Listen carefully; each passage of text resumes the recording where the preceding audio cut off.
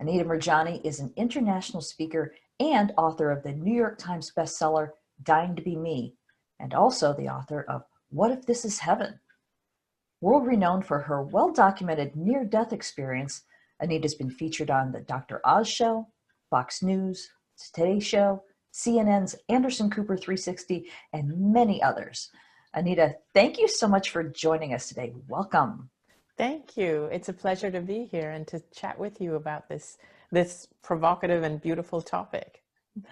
Indeed, I am especially glad to have you here today to talk about ancestral healing, as you have a relatively unique perspective because during your near-death experience, you actually communicated with your ancestors when you crossed over and lived to tell, so to speak. Would you mind first giving us just a brief idea of what you experienced with your NDE? Sure. So I experienced an NDE as a result of end-stage cancer. I had lymphoma and I was struggling with it for 4 years, and I went into a coma because my organs shut down. And at that point, I weighed about 85 pounds. My lungs were filled with fluid. I had tumors all over my entire lymphatic system, starting from the base of my skull, and many of them were the size of golf balls. So from the base of my skull, all around my neck, under my arms, in my chest, and all the way down to my abdomen. Because of the fluid in my lungs, if I tried to lie flat, I would choke on my own fluid. And because of the cancer that was ravaging in my body stopped absorbing nutrition. And so I weighed about 85 pounds, but I also couldn't walk anymore because my muscles had completely deteriorated. And so I was in a tremendous amount of pain and discomfort by this point, by the time I reached end stage. And I fell into a coma. The doctors told my family I wasn't going to come out of the coma because my organs had now shut down. But unbeknownst to everyone around me, I was aware of everything that was happening around my body and beyond. And it felt like I had entered into another world, another realm. So although my physical body was here in the coma with my eyes closed, I was somewhere else. And I felt so light and free, and the pain was gone and the fear was gone. And then I started to experience other entities, and it felt like the other entities had come to help me to cross over. And all I could feel from these entities was just pure, unconditional love. That's all they felt for me, was love. There was no judgment whatsoever even for all the things that I thought I had done wrong in my life. They were just so loving and comforting. And it was like a kind of love that I've never experienced before. It felt like I didn't have to do anything to be worthy and deserving of this love. It was just there just because I existed. And I recognized one of the entities as my dad, who had died 10 years prior. And I knew that I was familiar with all the others, but I didn't recognize them from this lifetime. So I knew that they were related to me, probably either from other lifetimes or deceased loved ones who I had never met, who had passed away before I was even born. I'd lost one of my grandmothers passed away before I was even born, and of course could be great grandparents. So anyway, I did reach a point in that near-death experience where I realized I had the choice of whether to come back or to stay there.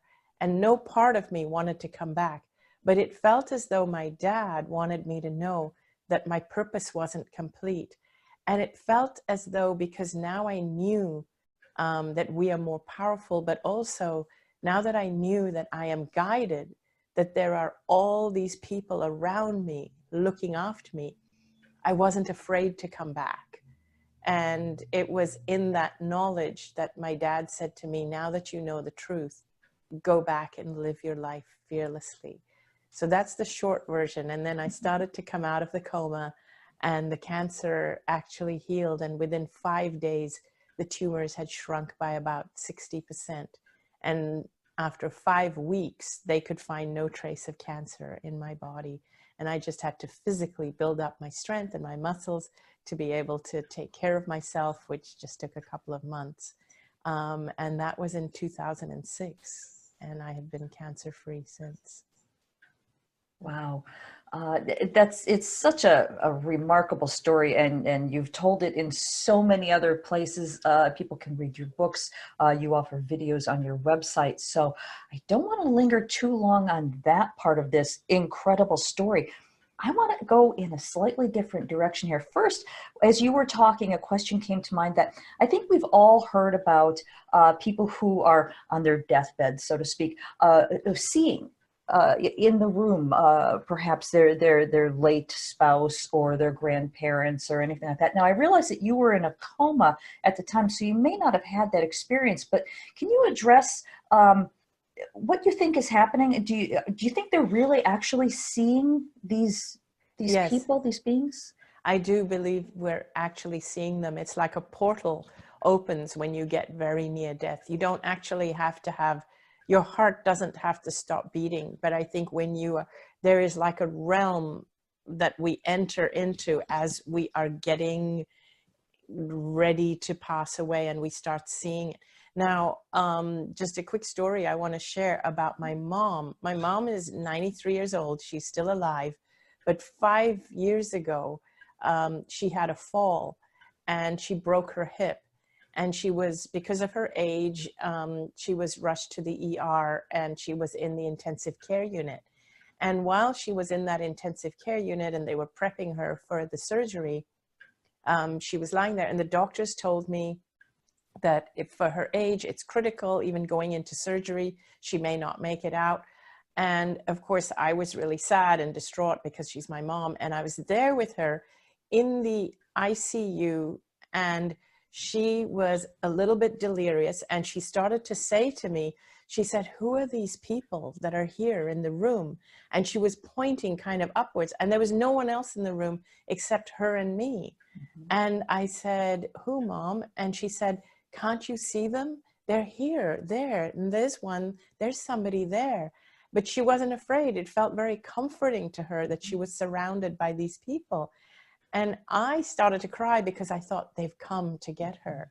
I thought, this is it. These are, it could be my dad, it could be her parents. They've come to take her. Surprisingly, she made it through the surgery and she's still with us 5 years on. And she doesn't even remember that.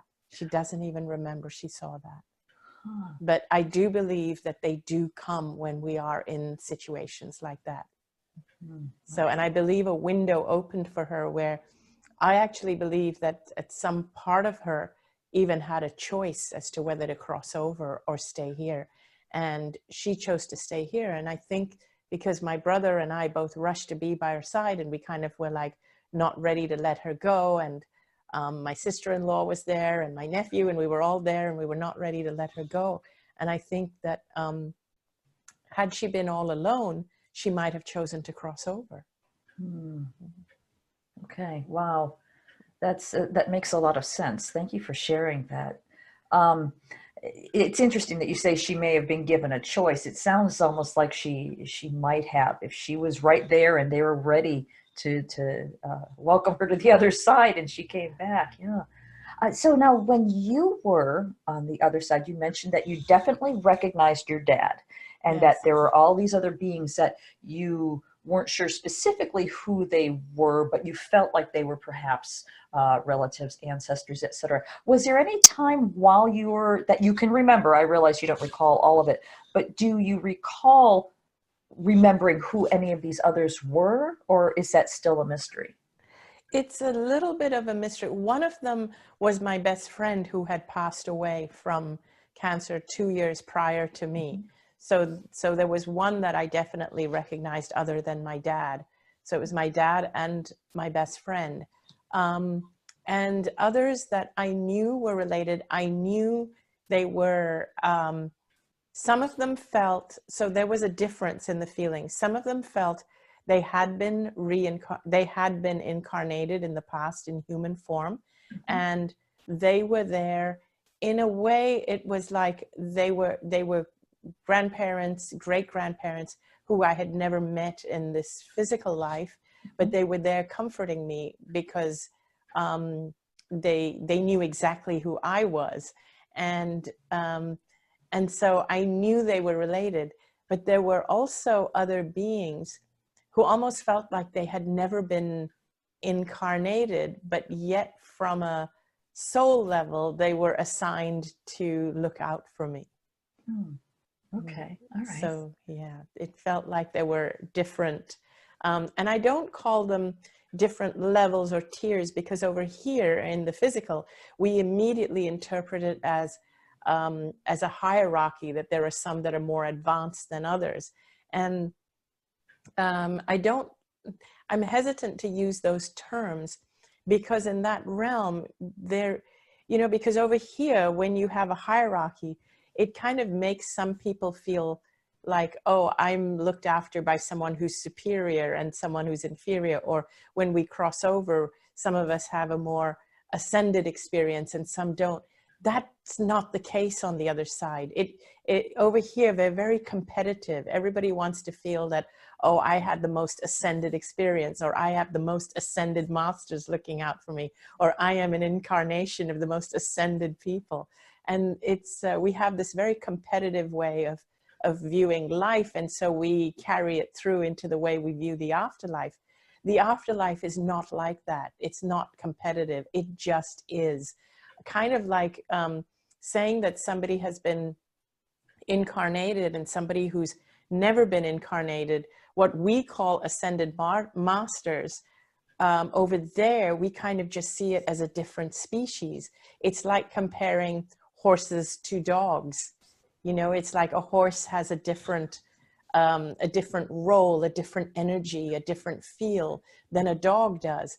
But anybody who has interacted with dogs, and anybody who has interacted with horses, will feel both are superbly beautiful, but very different.